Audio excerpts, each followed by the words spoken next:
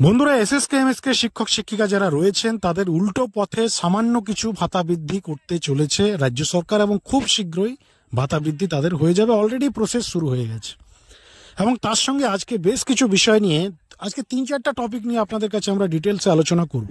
প্রথমত এই সুখবরটা দিয়েই খবরটা শুরু করলাম যে এসএসকেএমএসকে শিক্ষক শিক্ষিকা যারা রয়েছেন তাদের জন্য ভ্যারি ইম্পর্টেন্ট আপডেট, সেটা হচ্ছে বড় সুখবর তারা খুব শীঘ্রই পেতে চলেছেন। সেটাও আবার উল্টো পথে কিন্তু সুখবর পাচ্ছেন খুব শীঘ্রই এবং ভাতা বৃদ্ধিও হচ্ছে উল্টো পথে। বেশি হবে না, 2-3 হাজার টাকা আপনারা ধরে রাখতে পারেন, 1.5 থেকে 2 হাজার টাকা।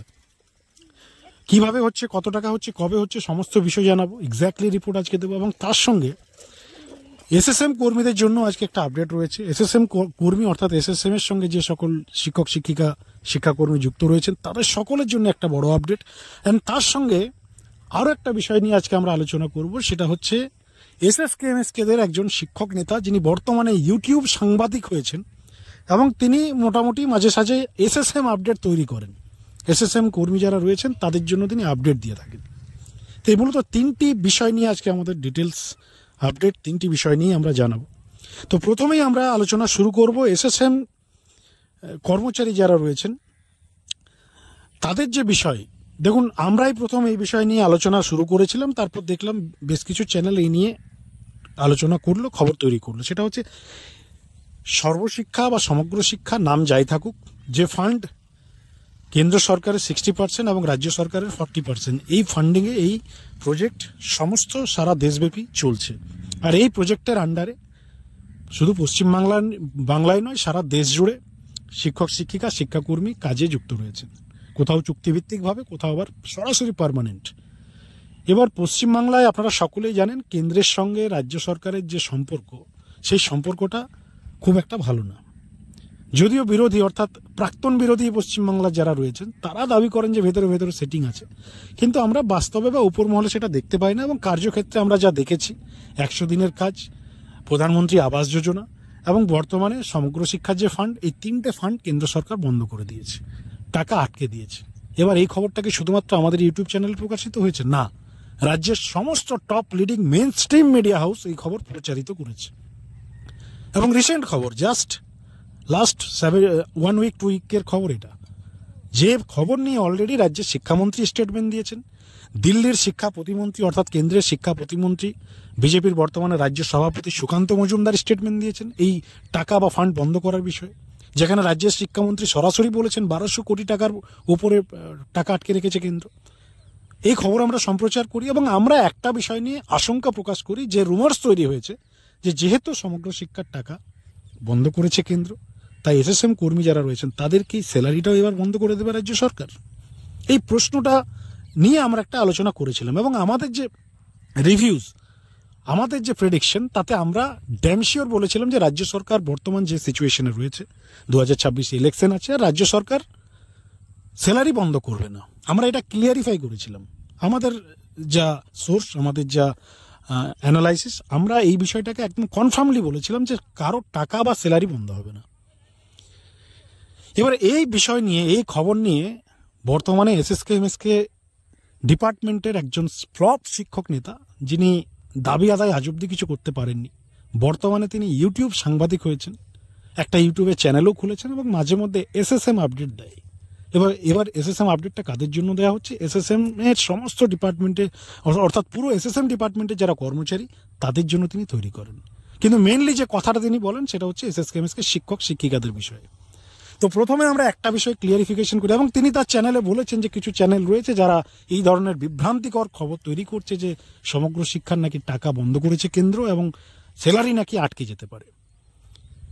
এবং তার সঙ্গে তিনি রেফারেন্স দিয়েছেন যে এসএসকেএমএসকে শিক্ষক শিক্ষিকা যাদের বয়স 58, 59, 60-60 কাছাকাছি, তারা এই বিভ্রান্তিকর খবরে বা এই নেগেটিভ নিউজে মানসিকভাবে তারা হতাশাগ্রস্ত হতে পারেন এবং কোনো খারাপ দুর্ঘটনা ঘটতে পারে, এই টাইপের তিনি কথা বলেছেন। কিন্তু আমরা এই বিষয়টাকে ক্লিয়ারিফাই করি, সেই শিক্ষক নেতাকে সরাসরি কোট আনকোট বলছি যে এসএসকেএমএসকে শিক্ষক শিক্ষিকা যাদের বয়স 55, 56, 58, 57 বা যারা অবসরের শেষ সীমায় রয়েছে, যারা হতাশাগ্রস্ত, আশঙ্কাগ্রস্ত, তাদের সবচেয়ে বেশি বিভ্রান্ত সবচেয়ে বেশি তাদেরকে হতাশাগ্রস্ত যদি কেউ করছেন বা করে থাকেন সেটা আপনি এবং আপনার চ্যানেল।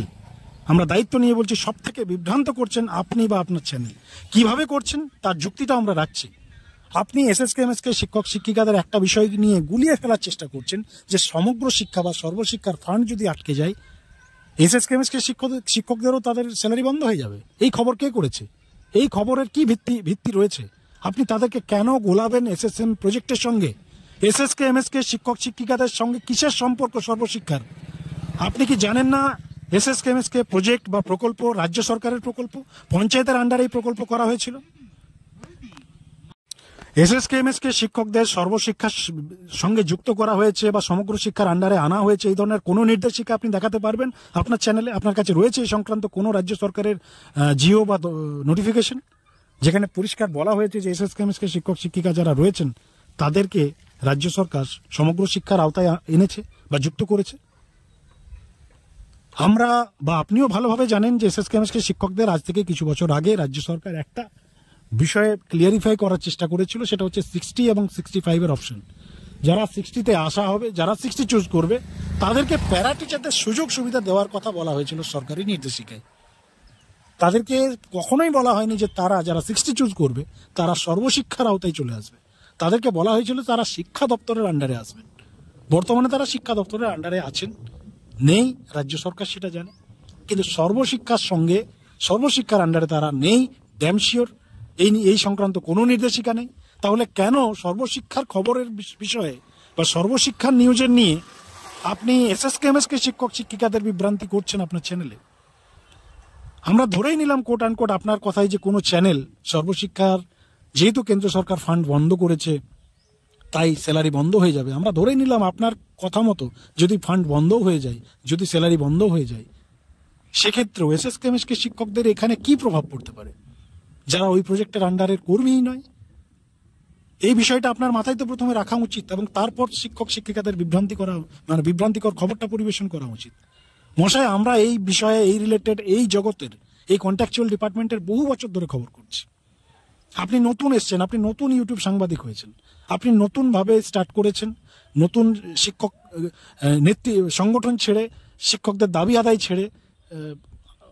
আদায়ের চেষ্টা ছেড়ে আপনি ইউটিউবে এসে খবর তৈরি করা শুরু করেছেন। এসএসকেএমএসকে শিক্ষক শিক্ষিকাদের নিয়ে বিভ্রান্তিকর খবর, অন্যান্য চ্যানেলকে সমালোচনা করে আপনি নিজে খবর তৈরি করছেন।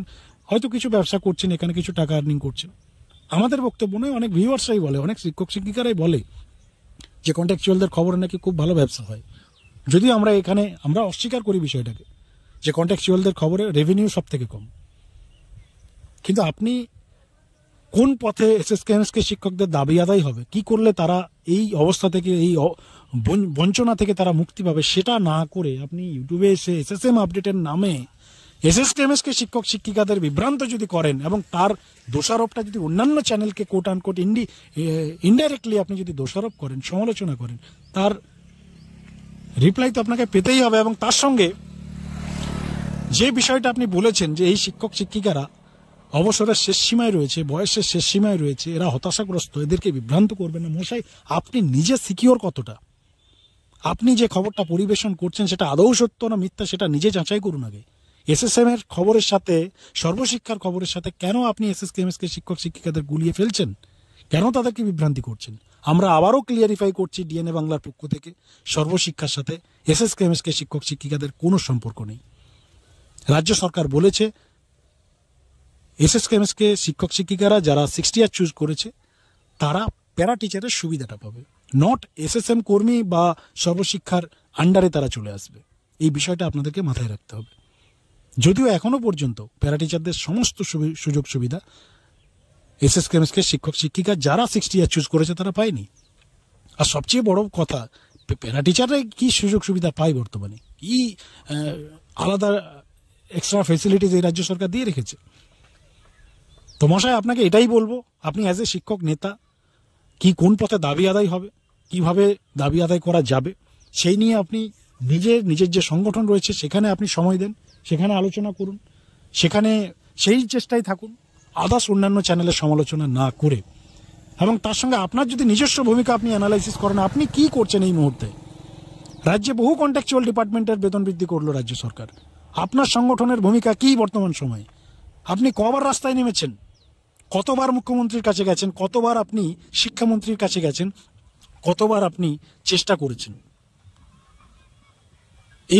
এই প্রশ্নটা আমরা রাখছি আপনাকে এর উত্তর দিতে হবে। এই মুহূর্তে আপনি কি চেষ্টা করছেন? আপনি শিক্ষক শিক্ষিকাদেরকে জ্ঞান দিচ্ছেন, ভাই এক হতে হবে, সবাইকে এক হতে হবে, রাস্তায় নামতে হবে। বহুবার তো রাস্তায় নামিয়েছেন, বহুবার তো আন্দোলন করিয়েছেন। কবার দাবি আদায় হয়েছে আপনাদের? কত টাকা স্যালারি পাই 2024-এ এসে এসএস কেমিস্ট্রি শিক্ষকরা? একটা ইন্ডিপেন্ডেন্ট প্রজেক্ট, একটা ইন্ডিভিজুয়াল প্রকল্প রাজ্য সরকারের।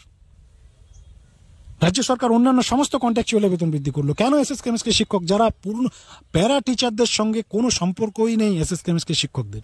আমরা আবারও বলছি, যারা শিক্ষক শিক্ষিকা শুনছেন আজকের এই প্রতিবেদন, প্যারা টিচারদের ডিউটি আলাদা, প্যারা টিচারদের কাজ আলাদা, তাদের নিয়োগের নিয়ম বা নির্দেশিকা আলাদা।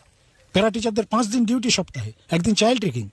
কিন্তু একজন এসএস কেমিস্ট্রি শিক্ষক পূর্ণ সময় যে কাজ করে, একজন পূর্ণ সময়ের শিক্ষক অর্থাৎ রাজ্যের রেগুলার টিচার, সে প্রাইমারি হোক আপার প্রাইমারি হোক, তারা যে কাজ করছে, যে কাজ তাদেরকে করতে হয়, একজন প্রাথমিকের প্রধান শিক্ষক যে কাজ করে তার স্কুলে নিয়মিতভাবে, একজন এসএসকে এমএসকে যে প্রধান শিক্ষক রয়েছে তাকেও সেই কাজ করতে হবে। তাকেও মিড ডে মিল চালাতে হচ্ছে, তাকেও সপ্তাহে 6 দিন ক্লাস করতে হচ্ছে, 6 দিন ডিউটি করতে হচ্ছে। একটা ইন্ডিভিজুয়াল প্রজেক্ট, একটা আলাদা প্রজেক্ট। আর সেখানে আপনি এসএসএম এর সঙ্গে, সর্বশিক্ষার সঙ্গে তাদেরকে গুলিয়ে দিচ্ছেন, নিজে বিভ্রান্তি ছড়াচ্ছেন, দোষারোপ করছেন অন্যান্য চ্যানেলকে। মশাই, এই বিষয়গুলো ঠিক নয়।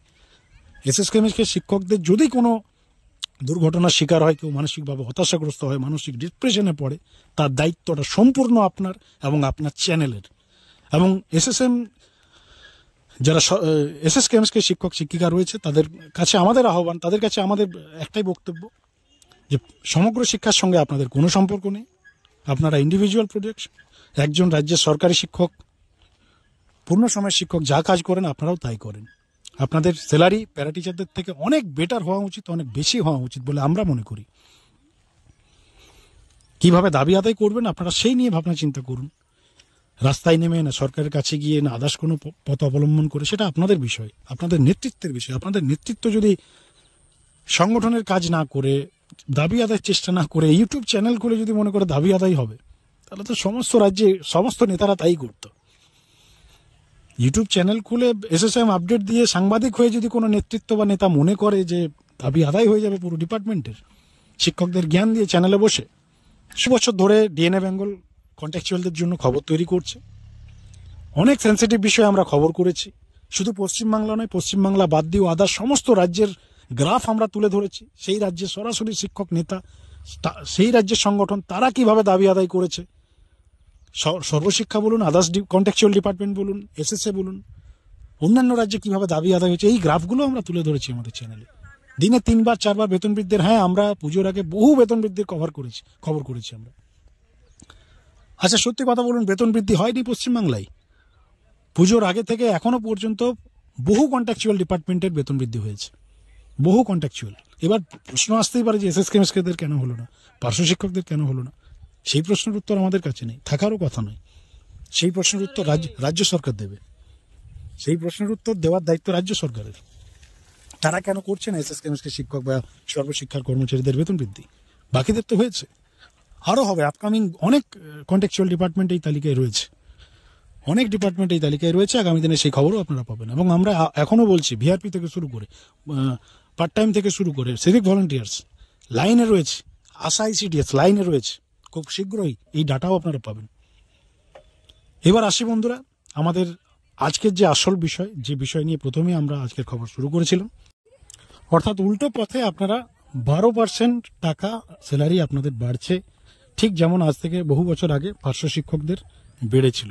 পার্শ্ব শিক্ষকদের অনেক শাসক দলের নেতারা দাবি করেন যে পার্শ্ব শিক্ষকদের এই টাকাটাও রাজ্য সরকার প্রোভাইড করছে, অর্থাৎ ইপিএফ এর টাকাটাও তো বেড়েছে, তাদের উল্টো পথে তো পাচ্ছে।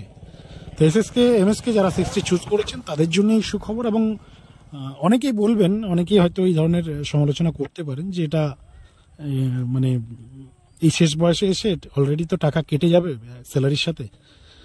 ধরুন 10,000 টাকা স্যালারিতে যদি 1200 টাকা কেটে যায়, 8,800 টাকা বর্তমানে তিনি হাতে পাবেন। অর্থাৎ হাতে তো কমই পাচ্ছেন, তো হাতে কম পেলেও আপনার একটা অ্যাকাউন্টে, আপনার স্যালারি অ্যাকাউন্টে হয়তো আপনি কম পাবেন, কিন্তু আপনার ইপিএফ অ্যাকাউন্টে সেই টাকাটা ক্রেডিট থাকছে। আপনার নামেই সেই টাকা থাকবে, আপনি যখন খুশি তুলতে পারেন। পেনশন ফান্ডের টাকাটা হয়তো আপনি তুলতে পারবেন না যতদিন কাজটা করবেন, কিন্তু বাকি টাকাটা আপনি তুলতে পারবেন। এবং বাকি টাকার যে শেয়ার, সেটাও আপনার 10,000-এর গড় 1200 থেকে আপনার কেন্দ্র রাজ্যের টাকাও অ্যাড থাকবে সেখানে। অর্থাৎ বকলমে 12% টাকা কিন্তু আপনাদের বৃদ্ধি হচ্ছে। এবং ভালো প্রজেক্ট, ডকুমেন্ট নেওয়ার কাজ প্রায় শেষের দিকে, এবং সম্ভবত নতুন বছর থেকে হয়তো এই প্রজেক্ট আপনাদের শুরু হয়ে যাবে। তো বন্ধুরা, এই সমস্ত বিষয় নিয়ে আপনাদের প্রতিক্রিয়া, রিয়াকশন লিখে জানাবেন কমেন্ট সেকশনে, এবং চ্যানেলে নতুন থাকলে অবশ্যই চ্যানেলটিকে ফলো করবেন আমাদের পরবর্তী খবরের জন্য।